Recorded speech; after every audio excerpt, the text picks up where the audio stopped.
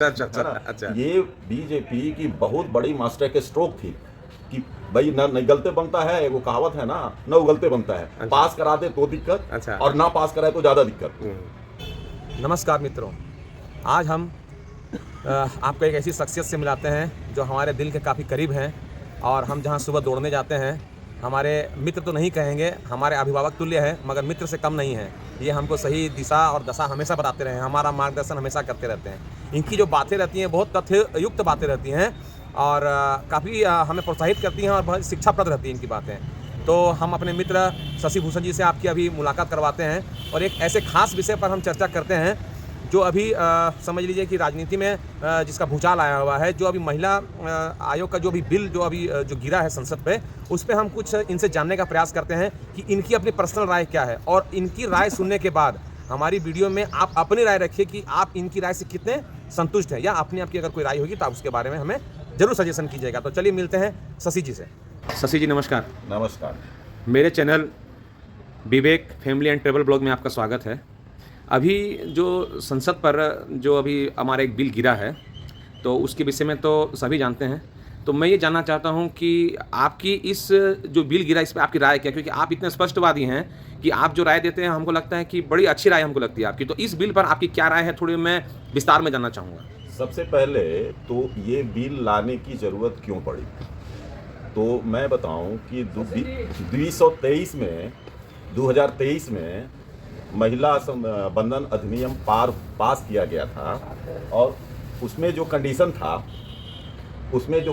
था कि जो ये बिल लागू होगा तो उसके पहले जनसंख्या की जो है ना गिनती होगी। जनसंख्या गिनती होने के बाद परिसीमन होगा, उसके बाद लागू होगा। तो चूँकि 2011 में जनसंख्या का गिनती हुआ था, उसके बाद प्रत्येक 10 साल पे होता है।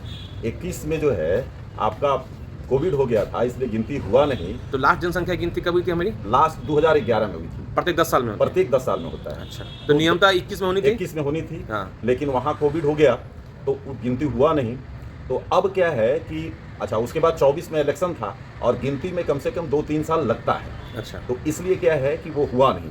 अब नई सरकार आने के बाद 1 साल के बाद जनसंख्या गिनती का ये हो गया। अब जनसंख्या गिनती में 2-3 साल लगेंगे, उसके बाद फिर उस जनसंख्या के आधार पे परिसीमन करना था। परिसीमन का मतलब हो गया कि संसदीय जो क्षेत्र है उसका बंटवारा, क्योंकि पहले ऐसा नियम था कि प्रत्येक 10 लाख पर एक सांसद होंगे। अच्छा। लेकिन क्या है कि जब जनसंख्या बढ़ गया है तो एक सांसद के मतलब 20 लाख 30 लाख भी हो गए हैं। अच्छा। तो अब जनसंख्या गिनती के बाद वो उसका होगा, तो उसमें 2-3 साल लग जाएगा। तो मिला जुला करके क्या है कि ये जो लागू होना है 2023 वाला, उसमें 29 में पॉसिबल ही नहीं है। अच्छा। क्योंकि परिसीमन में जनसंख्या गिनती में 2 साल लगेंगे, परिसीमन में 3 साल से ज्यादा लगेगा, क्योंकि परिसीमन कमेटी को हर ये आपके लोकसभा क्षेत्र में जा करके देखना होता है, तब जो है उसमें देखेगा कितना बंटवारा होता है। अच्छा, यहाँ पर मैं अपने दर्शकों के लिए डाउट क्लियर करना चाहता हूँ। मान लीजिए कि 10 लाख पर अगर एक एमपी होता है, हाँ। और अगर उस क्षेत्र की जनसंख्या अगर मान लीजिए कि 20 लाख हो गई है, तो उस क्षेत्र का बंटवारा कर वहाँ पर 2 एमपी हो 2 जाएंगे? एमपी होगा एवरेज।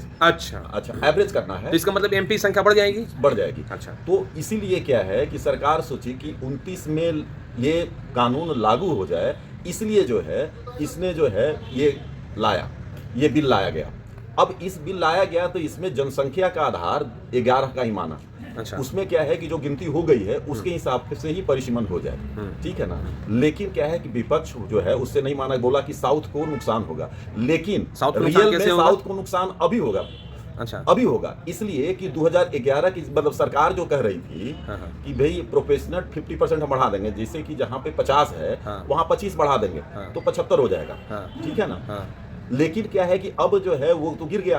अब गिर गया तो अब जनसंख्या के काउंटिंग के आधार पर परिसीमन होगा और उसके आधार पर सीट बढ़ेंगे।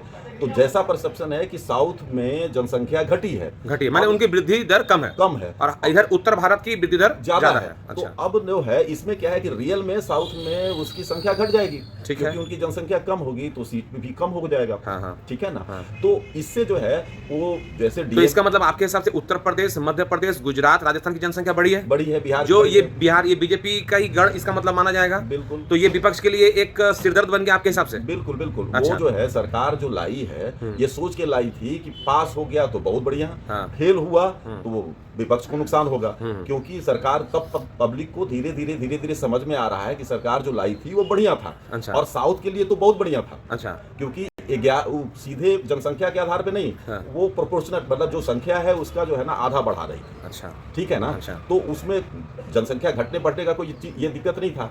अब साउथ वाले लोग को धीरे धीरे तो समझ में आ विपक्ष रहा को ये बात समझ में नहीं आई थी उस समय? वो समझ में आती तो पास ही करा देता। अच्छा, अच्छा, है ना? अच्छा। ये बीजेपी की बहुत बड़ी मास्टर के स्ट्रोक थी कि भाई न निगलते बनता है, वो कहावत है ना, न उगलते बनता है। अच्छा। पास करा दे तो दिक्कत, अच्छा। और ना पास कराए तो ज्यादा दिक्कत। बहुत ठीक अच्छी है बात ना? बताएं आप। ठीक है। तो आपके हिसाब से ये बीजेपी का एक मास्टर स्ट्रोक है, मतलब इनकी हार में तो मतलब जीत में तो जीत थी, हाँ। इनकी हार में भी जीत है। बिल्कुल, बिल्कुल, मतलब बिल्कुल। आपके हिसाब से जो बीजेपी है एक राजनीतिक दल नहीं है, यह एक प्रयोगशाला है क्या? बिल्कुल बिल्कुल बिल्कुल, बिल्कुल। नहीं शशि जी, आपका बहुत ही अच्छा जो रहा, मतलब इसके बारे में जो आपका निष्कर्ष बड़ा अच्छा लगा।